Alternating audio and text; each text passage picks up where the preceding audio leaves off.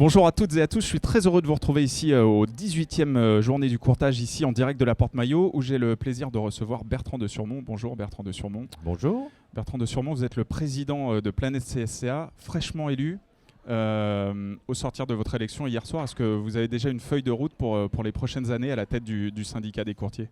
Alors une feuille de route, certainement, une feuille de route qui sera évidemment la continuité de ce qu'on a entrepris depuis 4 ans maintenant. Feuille de route se décline et évidemment, et ça commence à lasser tout le monde, autour de la réglementation, du réglementaire. Vous êtes tous sans savoir que la réglementation continue de déferler.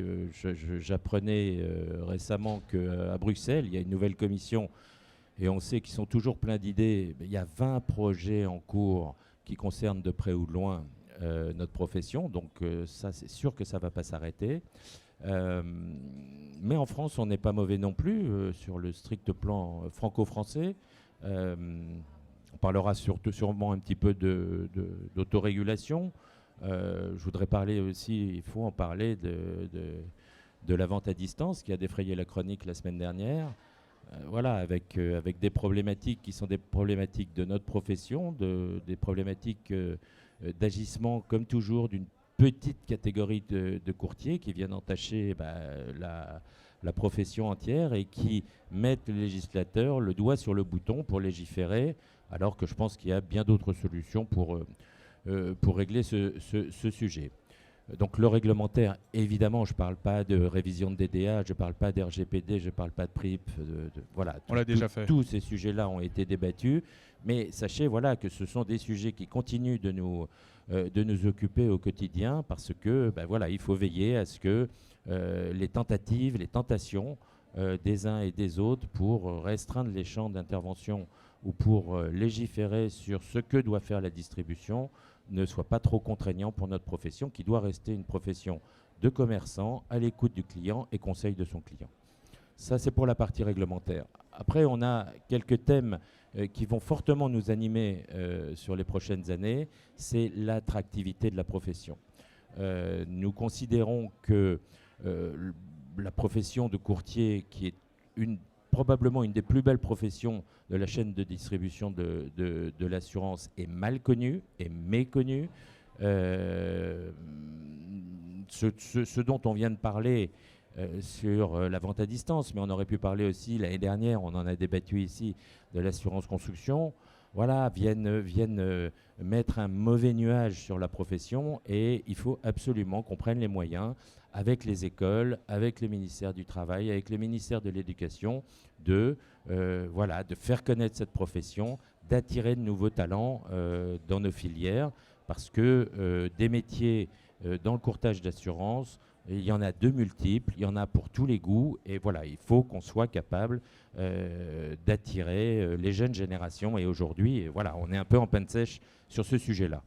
Vous avez évoqué l'autorégulation, alors on en a beaucoup parlé l'année dernière. Un petit point aujourd'hui, où est-ce qu'on en est ? Est-ce que c'est toujours en pause, si je peux m'exprimer ainsi ? Alors, il faudrait interroger la direction générale du Trésor. C'est prévu. Non, le sujet est assez simple. Comme vous le savez, ce projet d'autorégulation a fait l'objet d'une censure du Conseil d'État. Oui. Non pas sur le fond, mais sur la forme. La qualification de cavalier législatif a été utilisée. Je pense que la volonté de la DGT est farouche sur le sujet, de mettre en place ce projet. Elle est confrontée à un petit problème technique qui est qu'il faut qu'elle raccroche ce projet à un projet de loi existant ou à créer. Donc on est en attente de ce feu vert pour recommencer les négociations.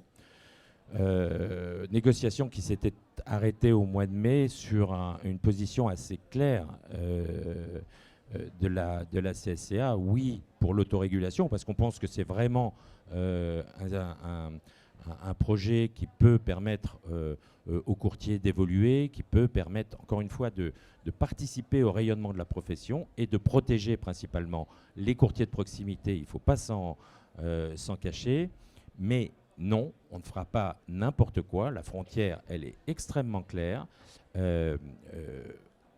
Les futures associations d'autorégulation ne seront pas en tout cas pour ce qui nous concerne, ne seront pas les bras armés de la CPR autorisés à faire des contrôles dans les cabinets de courtage. Donc là, le sujet, il est extrêmement bien posé avec le Trésor, qui est au courant de cette position. Donc voilà, on reprendra les négociations, encore une fois, parce qu'on pense que c'est un bon projet, voilà, avec cette limite-là qui est extrêmement claire. Un dernier point à propos de la VAD, vous l'avez aussi évoqué tout à l'heure, c'est un sujet aujourd'hui qui anime beaucoup le courtage. Quel est le problème et qu'est-ce qu'on peut faire pour essayer d'enrayer cette mauvaise dynamique ? Je crois que ce qu'il faut déjà pas faire, c'est appuyer sur le bouton législatif du premier coup, parce que ça, c'est sûr qu'on va créer des vrais problèmes industriels. Il y a des business models qui tournent bien. Il y a des courtiers qui travaillent parfaitement bien sur le sujet.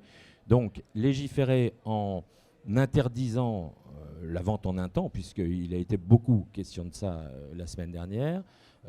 C'est peut-être un petit peu rapide comme décision. Voilà, je pense que nous, on va faire des propositions au CCSF, puisque le débat est devant le CCSF pour le moment.